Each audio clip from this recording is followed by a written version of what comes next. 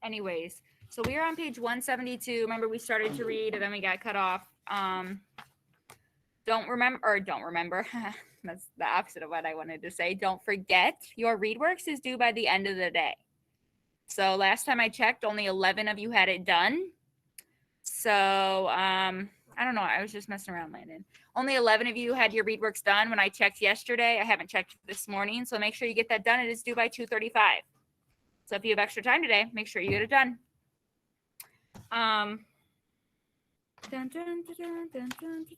Okay, so remember Pandora's Box is the chapter we're in, and Phoebe was giving her speech or her presentation about Pandora's Box, and she was saying that Ben was all wrong, and Ben was like, no, I'm not, and it was just, it's whatever.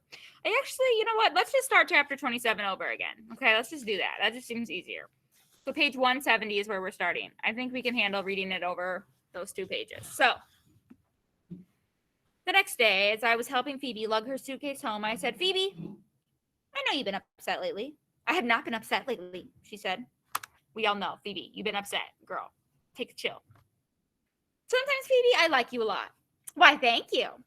But sometimes, Phoebe, I feel like dumping your cholesterol-free body out the window. I love Sal. I think she's so funny, like secretly funny. Like she's not trying to be funny, but she's being like dead serious. Like sometimes I just want to dump you out the window, and like you guys probably feel that about some people sometimes. I enjoyed reading who was your favorite character and why. I liked some of your guys' reasons, like why you liked the character so much. So good job doing that.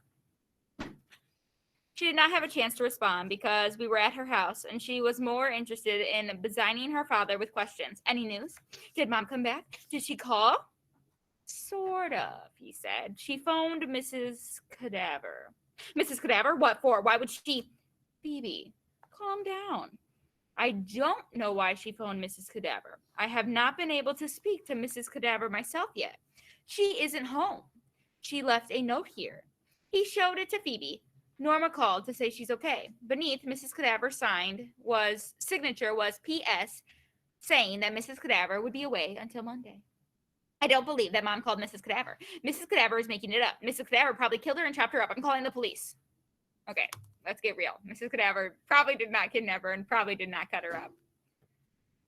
They had a huge argument, but at last Phoebe fizzled out. Her father said he'd been calling everyone he could think of to see if her mother had indicated where she might be going. He would continue calling tomorrow, he promised, and he would speak to Mrs. Cadaver. If he did not receive a letter or a direct phone call from her mother by Wednesday, he would call the police. Phoebe came out to the porch with me as I was leaving. She said, I've made a decision. I'm going to call the police. I might even go to the police station. I don't have to wait until Wednesday. I can go whenever I want. That night she phoned me. She was whispering again. It seems so quiet here. I don't know what's the matter with me. I was lying on my bed and I can't sleep. My bed's too hard. So Phoebe's saying her bed's too hard to sleep, but remember, just in the previous chapter, she was saying the Sal needed to have a firmer bed because it's better for her. On Monday, Phoebe gave her oral report on Pandora. She began in a quivering voice. For some reason, Ben already talked about my topic, Pandora, when he did his report on Prometheus. However, Ben made a few little mistakes about Pandora. Everyone turned around to stare at Ben. I did not, he said. Yes, you did. Phoebe's lip trembled. Pandora was not sent to man as punishment, but as a reward. Was not, Ben said. Was too, Phoebe said. Zeus decided to give man a present, since men seemed lonely down there on Earth, with only the animals to keep him company. So Zeus made a sweet and beautiful woman, and then Zeus invited all the gods to dinner. It was a civilized dinner with matching plates. Why did she say matching plates? Because she's thinking of Miss Mary Lou's house, who's, train wreck all the time. Mary Lou and Ben exchanged an eyebrow message. You ever do that? You look at someone and you're like, move your eyebrows, like, okay, this girl's crazy. Landon, sit up. It's not nap time. Zeus asked the gods to give the woman a present to make her feel like a welcomed guest. Phoebe glanced at me. They gave her wonderful things, a fancy shawl, a silver dress, beauty. Ben interrupted. I thought you said she was already beautiful. They gave her more beauty. Are you satisfied? Her lip was no longer trembling, but she was blushing. The gods also gave her the ability to sing, the power of persuasion, a gold crown, flowers, and Many truly wonderful things such as that. Because of all these Zeus gifts, named her Pandora, which means the gift of all. Time out. Time it.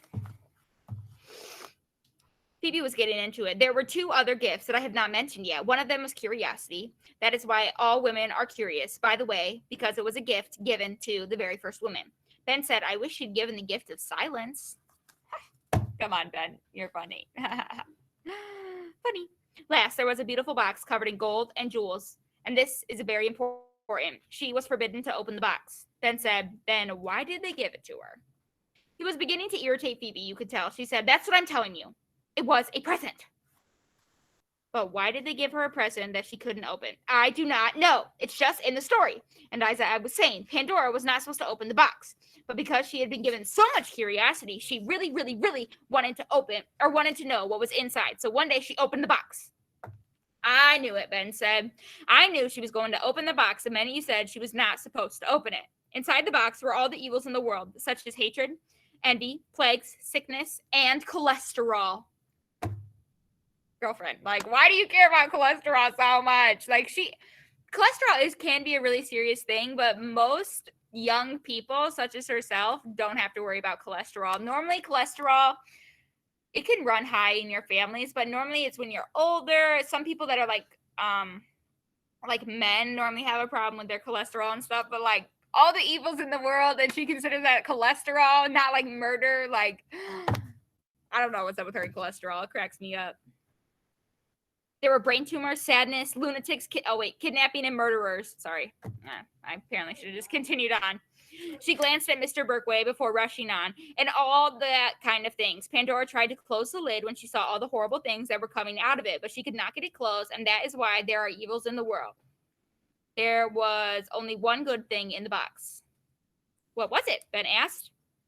I was about to explain. The only good thing that was in the box was hope, and that is why, even though there are many evils in the world, there is still a little hope. She held up a picture of Pandora opening the box and a whole shebang of gremlins floating out. Pandora looked frightened.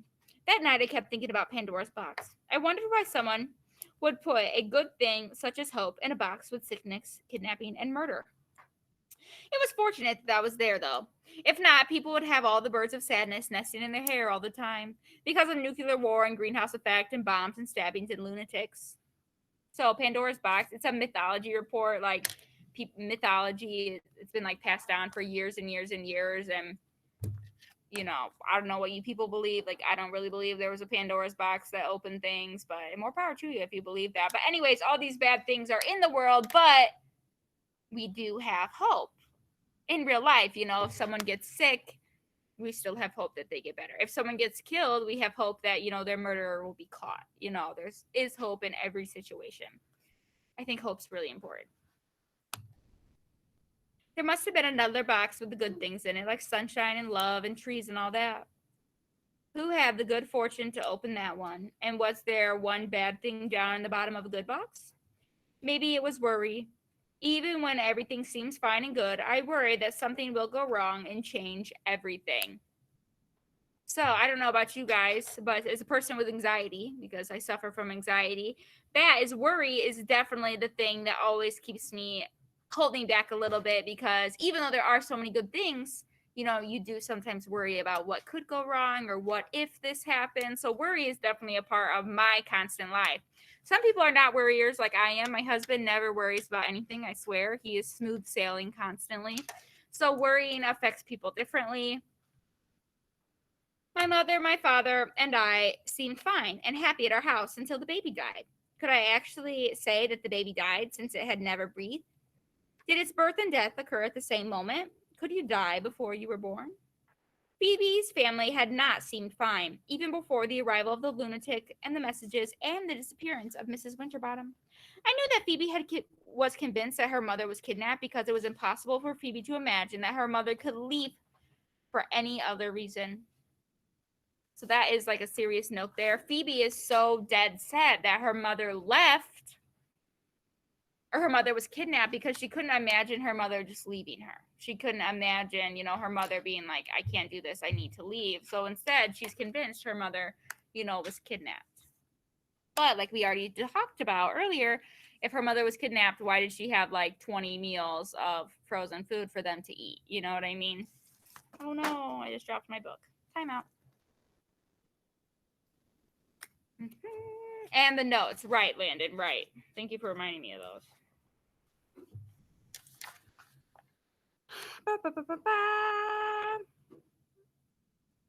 I wanted to call Phoebe and say that maybe her mother had gone looking for something. Maybe her mother was unhappy. Maybe there was nothing Phoebe could do about it. When I told this part to Graham and Gramps, Gramps said, "You mean it had nothing to do with Phoebe?" They looked at each other. They didn't say anything, but there was something in the look that suggested that I had just said something important. For the first time, it occurred to me that maybe my mother's leaving had nothing whatsoever to do with me. It was separate and apart. We couldn't own our mothers. And the night after Phoebe had given her Pandora report, I thought about hope in Pandora's box. Maybe when everything seemed sad and miserable, Phoebe and I could both hope that something might start to go right. So remember, Sal's mother left and Phoebe's mother left. So remember at the very beginning of the book when Sal was talking about how she told the story of Phoebe, but when she was telling the story of Phoebe, she also kind of told her own story. So when she told Graham and Gramps, Phoebe's mom just left. It had nothing to do with Phoebe. Graham and Gramps were like, "Oh, really?" And then Sal realized, like, maybe her mom left just because her mom had to leave. Like, it wasn't Sal's fault that her mom left. Her mom just had to go. Because you can't own people. You can't own your mother. Although technically right now, your parents or your guardians sort of own you till you're 18 years old. They don't own you, but they have custody of you. They're in charge of all your major decisions. But, obviously you can't own an adult. So, something to think about. Sal, probably wasn't your fault. We are now on page 20. Just kidding. We're on chapter 28. Page 177. The Black Hills. When we saw the first sign for the Black Hills, the whispers changed and once again commanded, "Rush, hurry, rush." We had spent too long in South Dakota. There were only 2 days left and a long way to go. Can someone remind me, 2 days till what? Anyone remember? What are our 2 days for? Olivia? Her mom's birthday. Her mom's birthday. Remember, she wants to get to Lewiston, Idaho by her mom's birthday. But she thinks she'll be able to bring her mother back home on her birthday. Evan? Yeah, it said it changed. Remember, in the very beginning, it was, hurry, hurry, rush, rush. Then when Grams got bit by the snake and Grams kind of got a little bit sick, then all of a sudden it was like, slow down, slow down, slow down. And now it's back to hurry, hurry, rush, rush. Maybe we should skip the Black Hills, I said. What? Grams said, skip the Black Hills? Skip Mount Rushmore? We can't do that. But today's the 18th. It's the 5th day. Do we have a deadline someone didn't tell me about? Gramps asked. Heck, we've got all the time in the... Graham gave him a look. I've just got to see these Black Hills, Gramps said. We'll be quick about it, Chickabiddy. The whispers walloped me. Rush, rush, rush. I knew we wouldn't make it to Idaho in time. I thought about sneaking off while Graham and Gramps were looking at the Black Hills. Maybe I could hitch a ride with someone who drove fast. But the thought of someone speeding, careening around curves, especially the snaking curves down in Lewiston, Idaho, which I had heard so much about, when I thought about that, it made me feel dizzy and sick. Yeah, going to get in a car with a stranger, probably not your best idea, Sal. So a good thing she kicked that one to the curb. Heck, Gramps said. I ought to turn the wheel over to you, Chickabiddy. All this driving is making me crazy as a loon. He was only joking, but he knew I could drive. He taught me to drive his old pickup when I was 11. We used to ride around on the dirt roads on their farm. I drove and he smoked his pipe and told stories. He said, "You a hell of a driver, Chickabiddy, but don't you tell your mama I taught you. She'd thrash me half to death." I used to love to drive that old green pickup truck. I dreamed about turning 16 and getting my license, but then, when Mama left, something happened to me. I became afraid of things I'd never been afraid of before, and driving was one of these things. I didn't even like to ride in cars, let alone drive the truck. So, for some reason, when her mom left, she just became more of a nervous person, more of a worrier. The Black Hills were not really black. Pines covered the hills, and maybe at dusk they looked black, but when we saw them midday, they were dark green. It was an eerie sight. All these rolling dark hills.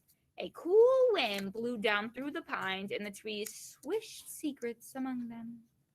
My mother had always wanted to see the Black Hills. It was one of the sights she was most looking forward to on her trip. She used to tell me about the Black Hills, which were sacred to the Sioux Indians. It was their holy land, but white settlers took it as their own.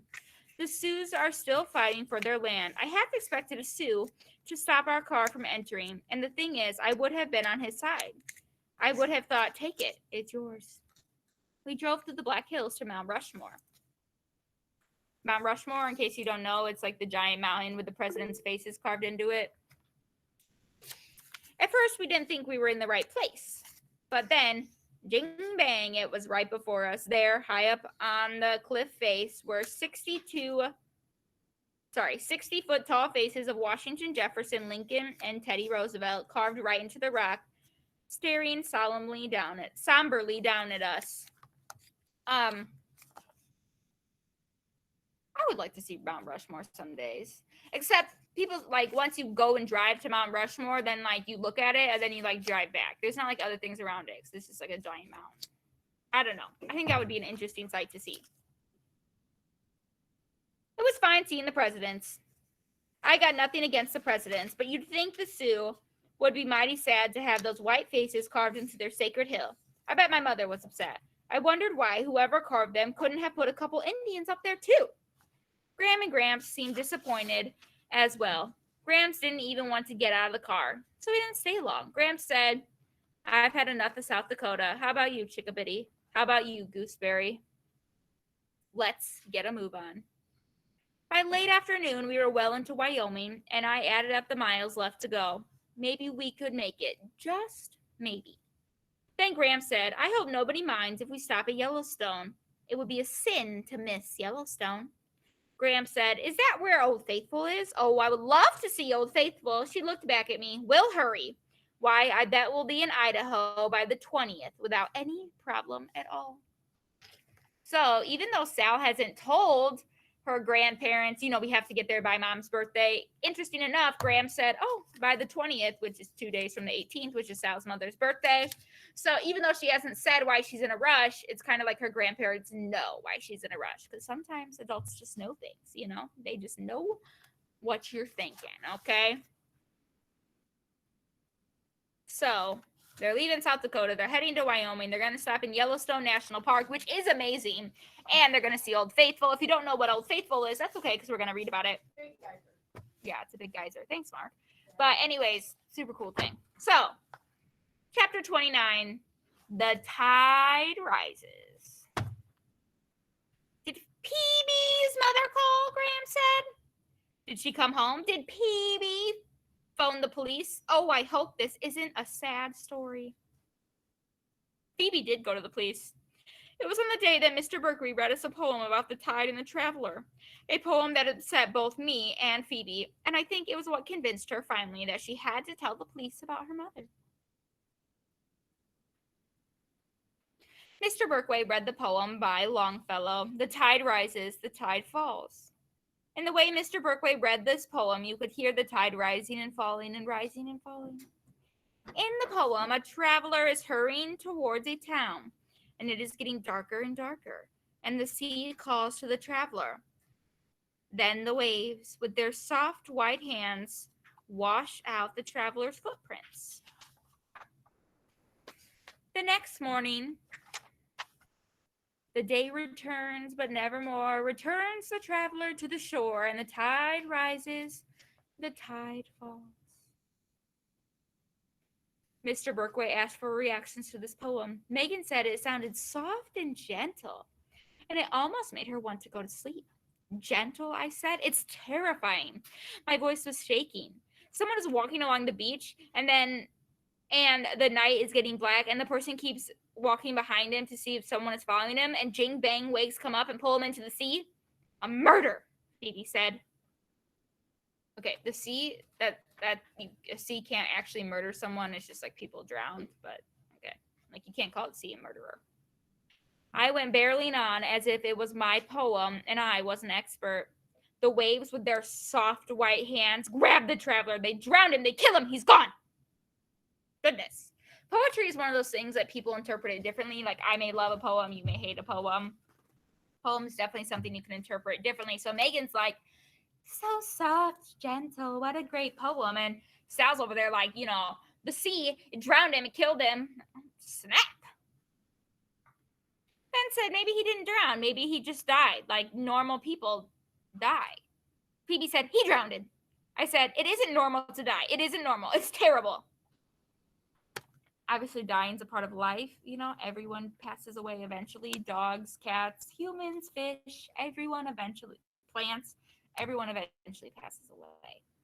And Ben's like, yeah, maybe he just died. Like that's part of life. But Sal's like, no, it's terrible. Megan said, what about heaven? What about God? Mary Lou said, God? Is he in this poem? Ben said, maybe dying could be normal and terrible. When the bell rang, I raced out of the room. Phoebe grabbed me. Come on, she said. From her locker, she took the evidence she had brought from home, and we both ran the 6 blocks to the police station. I'm not exactly sure why I went along with Phoebe. Maybe it was because of that poem about the traveler, or maybe it was because I had begun to believe in the lunatic, and maybe it was because Phoebe was taking some action and I admired her for it. I wished I had taken some action when my mother left. I was not sure what I could have done, but I wish I could have done something. Phoebe and I stood for 5 minutes outside the police station, trying to make our hearts slow down. And when we went inside and stood at the counter, on the other side of it, a thin man with big ears was writing in a black book. Excuse me, Phoebe said. I'll be right with you, he said. This is absolutely urgent. I need to speak to someone about a murder, Phoebe said. He looked up quickly. A murder? Yes, Phoebe said. Or possibly a kidnapping. But the kidnapping might turn into a murder. Okay, so like, Phoebe, you started out with a murder and then went to kidnapping. Like most people would be like kidnapping that turned into a murder. But she's like, no, hopping right onto murder. Like she has no evidence that her mother's dead. But she's like, murder, my mother's dead. Like, what? Girlfriend. She might be, but we have no evidence that her mother's dead. Because remember, we're assuming that her mother was not actually kidnapped because she left letters and she left like 20 meals for them to eat. So was she probably kidnapped? No. Is this a joke? No, it is not a joke, Phoebe said. Just a minute, he whispered to a plump woman in a dark blue uniform. She wore glasses with thick lenses. Is this something you girls have read about in a book? She asked. No, it is not, I said. That was a turning point, I think, when I came to Phoebe's defense. I didn't like the way the woman was looking at us, as if we were two fools. I wanted the women to understand why Phoebe was so upset. I wanted her to believe Phoebe. May I ask who it is who has been kidnapped or possibly murdered, the woman said. Phoebe said, my mother. Oh, your mother. Come along, then. Obviously, the police station, they're like, what the heck are these 2 young girls doing here? Like, murder? Like, what do they know about murder, So they're definitely not taking them very seriously.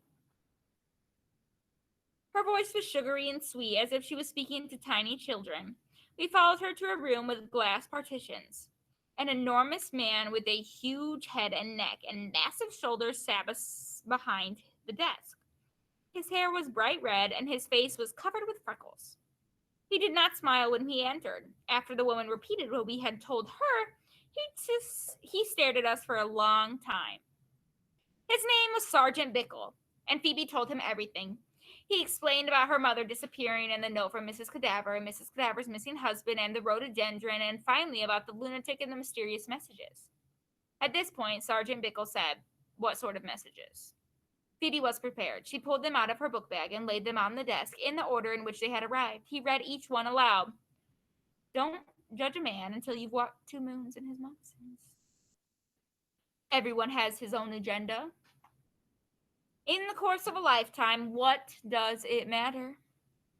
You can't keep the birds of sadness from flying over your head, but you can keep them from nesting in your hair. Sergeant Bickle looked up at the woman seated next to us, and the corners of his mouth twitched slightly. To Phoebe, he said, "And how do you think these are related to your mother's disappearance?" "I don't know," she said. "That's what I want you to find out." Sergeant Bickle asked Phoebe to spell Mrs. Cadaver's name. "It means horse," Phoebe said. "Dead body." "I know." "Is there anything else?" Phoebe pulled out the envelope with the unidentified hair strands. "Perhaps you could have this analyzed," he suggested. Sergeant Bickle looked at the woman, and again the corners of his mouth twitched slightly. The woman removed her glasses and wiped the lenses. They were not taking us seriously, and I felt my ornery donkey self waking up. I mentioned the potential blood spots that Phoebe had marked with adhesive tape. "My father removed the tape," Phoebe said. Sergeant Bickle said, "I wonder if you would excuse me for a few minutes." He asked the woman to stay with us, and he left the room. The woman asked Phoebe about school and her family. She had an awful lot of questions. I kept wondering where Sergeant Bickle had gone and when he was coming back. He was gone for over an hour. There were 3 framed pictures on Sergeant Bickle's desk, and I tried to lean forward to see them, but I couldn't. I was afraid of the woman would think I was being nosy. We are going to stop right there for today because what's going to happen next is super good and I don't want to leave off there. So we're going to stop there for today. You do not have reading RTI homework unless you did not do your read works. Kaden, tell me your prediction. I love a prediction.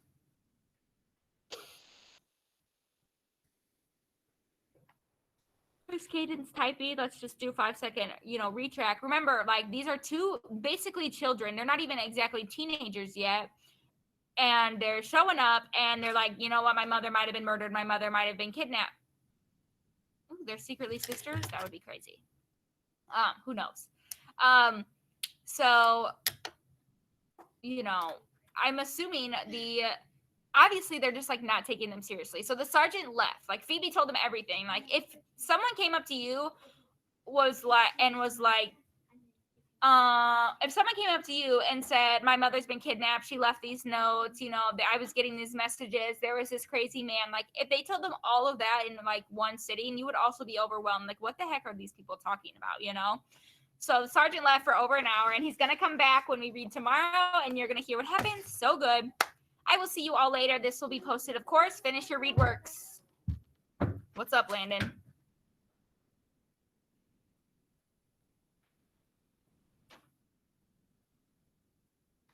I think that when, like, the Sal's mom had the birth, the baby, they thought the baby died, but it didn't. And maybe it came back or something. And then it got adopted because the mother, they didn't know it, maybe. Maybe, but you have to remember that Sal and Phoebe are the same age. So it can't, like, the baby, if it didn't really, I'm pretty sure the baby did die, but I mean, if the baby didn't die, it couldn't be Phoebe because Phoebe and Sal are the same age. But you guys have some good predictions. Who knows what's going to happen? Next chapter is good. So long.